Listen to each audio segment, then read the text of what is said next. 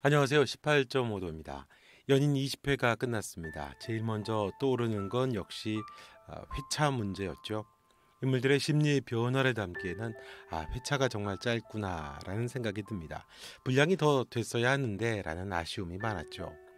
표원겸의 행보에 대해 조금 더 친절했으면 싶었고, 각화의 심경 변화와 행보, 그리고 연준의 진심도 너무 압축이 됐던 것 같습니다. 아마도 제일 속상한 건 작가가 아닐까 싶어요. 방송사 편성상 더 늘릴 수가 없으니까 작가 입장에서는 없는 분량의 인물들의 변화를 담아야 할 테니까요. 연인이 진행이 되는 동안 연준 얘기를 많이 했었습니다. 제 영상에서요. 연준은 결국 조선사회가 지키려고 하는 충절, 정절을 상징하는 새로운 권력이 되고 새로운 세력이 돼서 장현과 길체를 대면하게 되고 곤경에 빠뜨리는 인물이 될 거라고 했었죠. 나라를 사랑하는 방식이 그 규범 안에 있기에 변화될 수 없을 거라고 봤습니다. 세자에서와는 포로들을 꼭 조선으로 돌아오게 해달라는 것이었죠. 그것이 세자가 최소한 인간이 되는 도리라고, 그렇지 않으면 자신은 세자는 물론이거니와 인간도 될 수 없다라고 했습니다. 아무튼 큰 위기를 맞았던 장현은 결국 각화가 구해줬습니다. 인조를 압박하고 결국 포로들까지 풀어주게 됐지요. 자신은 약속대로 각화와 함께 청으로 가게 됐습니다. 하지만 죽는 한이 있더라도 고향으로 돌아가게 해달라고 합니다. 고향이 어디냐고, 고향이 뭐냐고 각화가 물으니까 장현이 고향이 길체라고 하죠. 중요한 말이죠. 이것도 다음 영상에서 한번 또 생각해 보려고 하는데요. 결국 세자와의 약속대로 포로들은 모두 구해내고 구자미를 결혼도 시킵니다. 양음이는 마음을 정하고 이제 장현을 따라다니는 것도 지긋지긋하다고 합니다. 양음이가 자유로워진 것 같죠. 각화도 장현을 놓아주고 청으로 돌아갔습니다. 구자미와 종종이의 결혼식에서 길체의 청혼이 있었죠. 당시 조선사회에서 생각하기 어려운 장면이었고, 거리에서 두 사람이 포옹까지 합니다. 세상에서 가장 행복한 사람으로 만들어주겠다라고 합니다. 길체가 그런 말을 하죠. 남자가 할 만한 대사인데 이것도 아마 밤사에서 가져온 듯합니다. 여자라기보다 주체성을 가진 한 사람으로 강인해진 길체를 상징하는 말이겠죠. 또한 이건 이전에 언급했던 영상대로 장현은 왜 길체를 그토록 사랑할까 해서 언급한 것처럼 장현을 구원하는, 고통스러웠던 장현의 기억으로부터 구하는 여인상을 의미하기도 하겠죠. 비로소 장현은 어릴 적 상처로부터 자유로워지는 거고요. 연준 얘기를 해보죠. 연준은 왜 폭주하게 된 걸까요? 왜 변한 걸까요? 연준의 변화는 정말 급작스러운 걸까요? 그렇지는 않습니다. 연준이 20화에서 변하고 21화에는 역도 이장현을 잡는 빌런이 돼버리기는 합니다만 충분히 그럴 가능성이 있는 인물이었습니다. 사실 은혜와 결혼을 앞두고 길체에게 자기 마음을 드러낼 때 장현이 그랬었죠.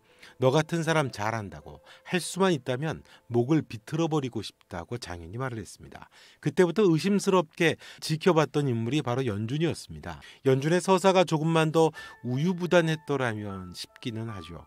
조정에서 왕에게 고변을 하다가 그럼 네가 청의 사신으로 가라고 할 때 당황해서 눈치를 보던 연준 정도가 연준을 알 수 있는 것이었습니다. 그때도 의심스럽게 바라보며 연준이 가져올 핍박을 영상으로 만들기는 했습니다만 사실 연준이라고 하는 그 진심은 많이 숨겨졌죠. 그러다가 20회 그의 진심이 드러나 버렸습니다. 분량이 짧아서 그렇지 사실 연준은 그럴 준비가 돼 있던 인물입니다. 연준은 고아로 자라서 뭔가 번듯하게 잘 자랐다는 걸 능구니 어르신들에게 보여주고 싶다고 했던 인물입니다. 그 열망이 강했던 인물이죠. 상대적으로 해맑고 당당한 길체가 마음에 있었습니다. 하지만 은혜와 사랑 때문에 몰래 가슴에 품고만 있었죠. 은혜는 스승의 또 딸이었으니까요. 그러다가 장현에게 잔인한 말, 모가지를 분질러 버리고 싶다, 너 같은 인물 내가 잘한다라는 말을 들었던 거죠. 그 회차 때 저 말이 연준의 마음에 담겨져서 후에 장현에게 칼이 될 거라고 했었는데요. 열등감은 공격적인 심리를 가지고 있죠. 힘이 없을 때는 선하고 착한 것으로 그 칼끝을 숨기기 쉽습니다. 하지만 힘이 있을 때는 명분과 대의라는 것으로 포장이 되면서 칼집에서 나오게 되죠. 지금 연준이 그런 겁니다.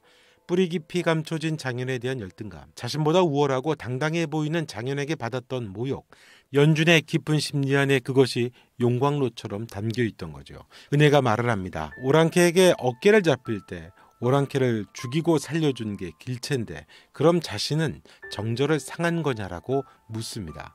이건 정말 작가가 물어본 겁니다. 왜 물어본 걸까요? 연준의 캐릭터, 연준의 변화를, 변신을 노골적으로 보여주기 위해서가 아니었을까 싶습니다. 연준은 길체가 살아 돌아온 건 고맙지만 구종사관의 선택도 이해한다고 하죠. 이유는 여인의 절개, 기강을 이럴 때일수록 세워야 한다고 말을 합니다. 충절을 지켜야 기강을 세운다는 거죠. 잘 들어보면 누구의 이야기와 똑같습니다. 바로 장철의 이야기입니다. 장철이 연준에게 했던 이야기죠. 세자빈의 모함을 얘기할 때 장철이 했던 이야기입니다. 연준은 보란듯이 사대부가 되는 흉내를 낸 거죠. 난리로 의병을 일으켰다가 조정에 들어갔고 그러다가 감옥에 가고 장철에 의해 풀려났습니다. 그렇게 허송세월하다 다시 장철의 수하로 들어간 게 연준의 전부입니다. 그가 배운 건 백성을 진심으로 위하는 정치가 아니고 절과 삼강을 학문으로 배우고 그리고 지켜야 되는 것들을 그대로 답습할 뿐인 거죠. 젊은 선비의 한계입니다. 백성을 위한다는 것이 그 틀 안에서 벗어나지를 못하는 겁니다. 단순히 글자와 학문으로 앵무새처럼 충절과 정절을 외치던 구순만 따라하는 것뿐이죠. 그의 그 초라한 한계를 장현이 그래서 그렇게 비웃으며 돌아섰던 겁니다. 아버지 때부터 봤던 거니까요. 장현에 대한 열등감이 이번에는 폭발을 한 거죠. 예전보다 힘이 있으니까요. 이전에는 힘이 없으니까 착해 보이는 것으로 그게 덮여졌던 거고 이제는 힘이 있고 명분이 서니까 골마서 있었던 그것이 터지는 거죠. 그의 명분이 어디서 온 걸까요? 그건 은혜에게서 온 겁니다. 은혜가 돌파구가 됐고 은혜가 트리거가 됐던 겁니다. 은혜의 진실을 들은 연준은 조정에서 부르르 몸을 떨며 당황합니다. 어떻게 해야 할지를 몰라서 불안해하죠. 당당하지 못하고 비겁한 남편의 고민입니다. 자신의 살 길을 찾는, 그러고 보면 이전 영상에서도 신혼 첫날 누워서 임금에게 충성하겠다고 했던 연준이었고요. 그런 연준을 등돌아서서 불안해했었던 게 은혜였습니다. 그 은혜의 불안함이 큰 화가 될 것 같다고, 그래서 이것이 나중에 은혜에게 큰 비극이 될 것 같다고 이전 영상에서도 만들었었는데요. 들어보면 연준은 연인으로서 은혜를 사랑한 게 아니었던 거죠. 예전에 장현에게 면박을 당했던 연준이 조금 더 당당하게 나타나는 겁니다. 그리고 연준은 장현이 길체를 안아주면서 안아줘야지 얼마나 힘들었겠느냐라고 말을 할 수 있는 사람이 아닙니다. 보란듯이 자란 자신의 모습, 임금에게 충성하는 신하의 모습, 사대부의 모습, 임금 앞에 폼나게 충신이 되는 자신의 모습에 사로잡혀 있던 거죠. 사람보다 더 위에 있는 것, 지켜야 하는 규범의 연준은 매여 있던 겁니다. 장현처럼 안아줄 수 없으면 그에 대해 자신을 합리화하는 방향을 택하겠죠. 검은 것 한 방울이 모두를 더럽히게 둘 수는 없다. 그러니 오랑캐 참혹한 티끌이 되는 거라고 말을 거침없이 합니다. 자신의 비겁함을 그렇게 합리화하는 거죠. 자신의 열등감과 비겁함을 숨기는 겁니다. 폭주하는 인조가 이제는 무섭다고 두렵다고 물러가는 최명길이나 김상헌과도 좀 비슷하죠. 그 규범을 강요하는 이들이 갖는 모순된 위선인 거죠. 허울뿐인 그 규범에 대항해서 시대를 거슬러 포로들을 살려낸 장현입니다. 아버지도 결국 마지막 화에서 장현을 돕겠죠. 하지만 여전히 그 허울에 매인 자신과 동시대 선비를 통해 비극적인 운명을 배치합니다. 여전히 진행형이라는 거죠. 두 커플이 연인이면서도 두 커플의 종말이 극적으로 갈리게 되죠. 무엇이 정말 사람을 위한 것인가를 이렇게 대비시켜 드러내려고 했던 것 같습니다. 그리고 그건 끝나는 얘기가 아니고 계속 진행되는, 계속 우리가 직면해야 되는 이야기라는 거죠.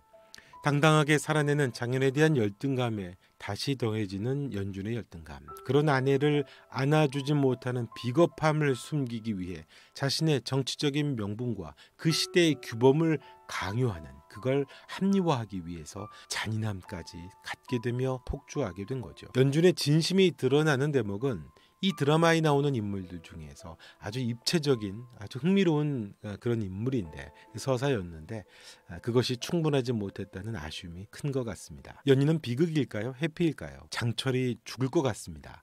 장철이 만약에 죽는다면 어쩌면 장철의 죽음은 장현을 위해 대신 죽는 대속의 의미를 가지지 않을까, 그런 생각이 듭니다. 오늘 영상은 여기까지 하겠습니다. 영상 좋으셨다면 구독과 좋아요 부탁드리겠고요. 댓글도 남겨주시면 고맙겠습니다. 지금까지 18.5도였습니다. 또 뵙겠습니다.